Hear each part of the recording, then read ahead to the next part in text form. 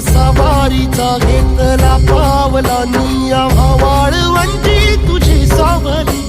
गळा भेट घेण्या भीमेची निघाली तुझ्या नाम घोषात इंद्रायणी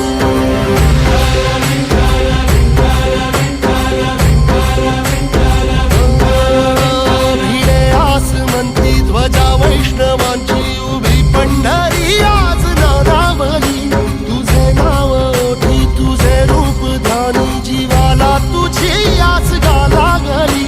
जरी बाप साऱ्या जगाचा परी